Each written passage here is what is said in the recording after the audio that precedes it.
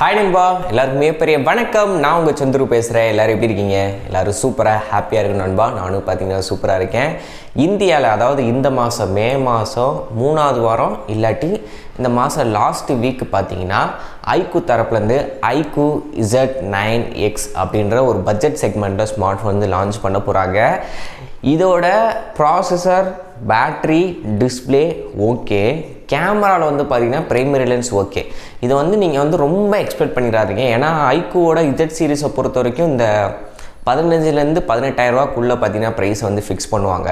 அந்த செக்மெண்ட்டுக்கு இது ஒரு ஓகேவான ஸ்மார்ட் ஃபோன். ஸோ இதோட சிறப்பம்சங்கள் என்ன, அதாவது ஆப்ஷன்ஸ்லாம் என்ன கொடுத்துருக்காங்க, ஸ்பெக் என்ன கொடுத்துருக்காங்க அப்படின்றத ஒன் பை ஒன்னாக சொல்கிறேன். நீங்கள் யாராச்சும் இந்த மாதம் ஃபோன் வாங்கணும்னு நினச்சிங்க அப்படின்னா இந்த டீட்டெயில்ஸை பார்த்துக்கோங்க. இது உங்களுக்கு ஏற்ற மாதிரி இருக்குது அப்படின்னா வெயிட் பண்ணி இதே வாங்கிக்கோங்க, ஓகேவா? First design. ஸோ இது வந்து அரைச்சமாகவே தான் அரைச்சது. அது உங்களோட தனிப்பட்ட விருப்பம். யாருக்காச்சும் பிடிக்கும், சில பேர் பிடிக்காது. சில பேருக்கு எப்படி இருந்தாலும் பரவாயில்ல, நான் பவுச் போட்டு யூஸ் பண்ணுவேன் அப்படின்ற கேட்டகரியில் இருப்பாங்க. அதனால் அது தனி. டிஸ்பிளே சைஸ்ன்னு பார்க்கும்போது 6.72 inch full HD plus LCD display வந்து கொடுத்துருக்காங்க. AMOLED கிடையாது, நல்லா தெரிஞ்சுக்கோங்க. LCD display. ஸோ இந்த பட்ஜெட்டில் AMOLED கொடுக்கலாம். ஏன்னா ரெட்மியே கொடுக்குறானுங்க. 15,000 ரூபா பட்ஜெட்டுக்குள்ளே லான்ச் பண்ணுற ஃபோன்லேயே அவங்க AMOLED கொடுக்குறானுங்க. பட் இவங்க LCD கொடுக்குறது ஒரு டிஸ்அட்வான்டேஜ் மாதிரி தான் எனக்கு தெரியுது. 120 ஹெர்ட்ஸுக்கான ரெஃப்ரெஷ் ரேட் கொடுத்துருக்காங்க. 1000 நிட்ஸ் வரைக்கும் பீக் பிரைட்னஸ் லெவல் போகும் அப்படின்றத பார்த்தீங்கன்னா கொடுத்துருக்காங்க. இது வந்து AMOLED இல்லாமல் LCDன்றனால side mounted finger print scanner, அதாவது பவர் பட்டனே உங்களுக்கு ஃபிங்கர் பிரிண்ட் ஸ்கேனராகவும் பார்த்தீங்கன்னா ஒர்க் ஆகும். இதுதான் டிஸ்பிளேவோட சிறப்பம்சம். பின்னாடி கேமரான்னு பார்க்கும்போது பிரைமரி 50 மெகாபிக்சல். இது வந்து OS கிடையாது, பட் பிரைமரி 50 மெகாபிக்சல் கொடுத்துருக்கான். 2 மெகாபிக்சலுக்கான மேக்ரோ சென்சார். சொல்லப்போனால் பின்னாடி ஒரே ஒரு கேமரா, அந்த 2 மெகாபிக்சலை வச்சு ஒன்றும் ப்ரோஜனமாக பண்ண முடியாது. அடுத்து ஃப்ரண்ட் செல்ஃபிக்கு 8 மெகாபிக்சலுக்கான செல்ஃபி கேமரா. டீசெண்டான ஃபோட்டோ சன்லைட் இருக்கும் போது எடுத்துக்கலாம். இல்லாட்டி ஆர்டிஃபிஷியல் லைட், இந்த மாதிரி லைட்டெல்லாம் வச்சு எடுக்கும்போது நல்லாயிருக்கும். லோ லைட்டில் செல்ஃபி கேமரா பெர்ஃபார்மன்ஸ் அந்தளவுக்கு எடுபடி ஆகாது. இதுதான் பிரைமரி கேமரா மட்டும் உருப்படியாக பிரயோஜனமாக இருக்கும். நமக்கு எல்லா நேரத்துலையும் வீடியோ எடுக்கும் போதாக இருக்கட்டும், இல்லை ஃபோட்டோஸ் எடுக்கும்போது நல்லா யூஸ் பண்ணிக்கலாம். 6000 mAh பேட்ரி, 44 வாட்ஸுக்கான சார்ஜர் பார்த்தீங்கன்னா பாக்ஸில் இன்க்ளூட் ஆக போகுது. 6000 mAh பேட்டரின்றப்போ ஆல்மோஸ்ட் என்ன தான் ஹெவி யூஸராக இருந்தாலும் இந்த பெர்ஃபார்மன்ஸுக்கு தாராளமாக ஒரு நாளைக்கு மேலே தாக்கு பிடிக்கும். மறுநாள் காலையில் எழுந்திரிச்சா கூட 35% 40% பேலன்ஸ் இருக்கும்.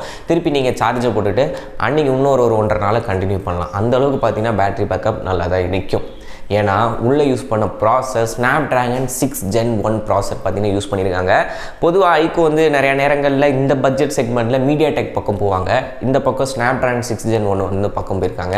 நீங்கள் வந்து நார்மலாக யூடியூப் பார்ப்பேன், ஃபேஸ்புக் பார்ப்பேன், வெறும் படம் மட்டும்தான் பார்ப்பேன் அப்படின்றவங்களுக்கு இந்த ப்ராசரை வச்சு பிரச்சனையே கிடையாது. ஹெவி இன்டென்ஸாக யூஸ் பண்ணுற, அதாவது கேம் PUBG ரொம்ப நேரம் விளாடுவேன், Call of Duty விளாடுவேன், எனக்கு கேம் விளாட்றக்காண்டி தான் ஃபோனே வாங்குகிறேன் அப்படின்றவங்களுக்கு இது வந்து கை கொடுக்காது.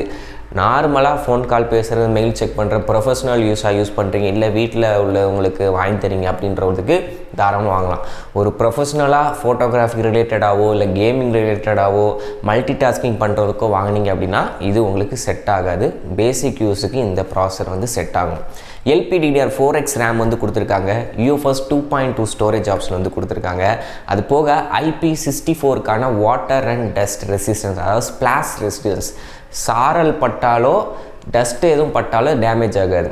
மழை தண்ணி சோன்னு பெய்கிற மழையில் போய் நனைஞ்சிட்டு ஃபோன் போச்சுன்னா ஒன்றும் பண்ண முடியாது. கொடுத்துருக்காங்க, அதில் மென்ஷன் பண்ணியிருக்கிறதே ஒரு பாசிட்டிவ் தான். அடுத்தபடியாக அதில் வந்து 4GB RAM, 8GB RAM, 468GB RAM 3 RAM variant இருக்குது. ஸ்டோரேஜ்னு பார்க்கும்போது 128GB தான். நீங்கள் எக்ஸ்டர்னல் மெமரி கார்டு வேணால் 1TB வரைக்கும் போட்டுக்கலாம் அப்படின்றது சொல்கிறாங்க. ஏண்டா 1TB மெமரி கார்டும் உன் ஃபோனும் ரேட்டும் ஒன்றுடா, ஏண்டா இப்படி காமெடி பண்ணுறீங்க? எல்லா பிராண்டும் இப்படி தான் பண்ணுறானுங்க. அசால்ட்டாக 1TB வரைக்கும் மெமரி கார்டு போடுங்க. ஏண்டா அது எவ்வளோ ரேட்டுன்னு தெரியுமாடா, முதல்ல அமேசானில் ப்ரைஸ் செக் பண்ணிவிட்டு வாங்கடா அப்படின்ற மாதிரி தான் இருக்குது. So external memory card option கொடுத்துருக்காங்க. 1TB போடுவீங்களா அப்படின்றத நீங்களே கமெண்ட் செக்ஷன் சொல்லுங்கள். சத்தியமாக நம்மளாம் அப்படி போடுறது கிடையாது. ஸோ இதுதான் பார்த்தீங்கன்னா இந்த ஃபோனோட ஒரு Android 14 பார்த்தீங்கன்னா அவுட் ஆஃப் த பாக்ஸ் பார்த்தீங்கன்னா வரப்போகுது. ஆரிஜின் OSோட பார்த்தீங்கன்னா ரிலீஸ் பண்ண போகிறானுங்க. ஸோ நீங்கள் என்ன நினைக்கிறீங்க? என்னையை பொறுத்த வரைக்கும் இதில் பாசிட்டிவாக பார்க்குறது பேட்ரி, ப்ராசர் நல்லா தான் கொடுத்துருக்காங்க. ப்ரைமரி கேமரா நல்லா பண்ணியிருக்காங்க. மிச்ச செல்ஃபிலாம் சுமார் தான். அதுக்கப்புறம் டிஸ்பிளே AMOLED கொடுத்துருக்கலாம், பட் LCDயாக இருந்தாலும் ஓகே. 120 ஹெர்ட்ஸ் கொடுத்தது ப்ளஸ் இதுதான் என்னோட நிலவரம். நீங்கள் என்ன நினைக்கிறீங்க அப்படின்றத சொல்லுங்கள். IQoo Z9Xக்கு நீங்கள் எத்தனை மார்க் கொடுப்பீங்க 10க்கு அப்படின்றதை கமெண்ட்ஸுக்கு சொல்லுங்கள். மறக்காமல் நம்ம சேனலை ஃபாலோ பண்ணி வச்சுக்கோங்க நண்பா. அடுத்தடுத்த வீடியோ சூப்பராக வந்துகிட்டே இருக்குது. தேங்க்யூ. Bye by.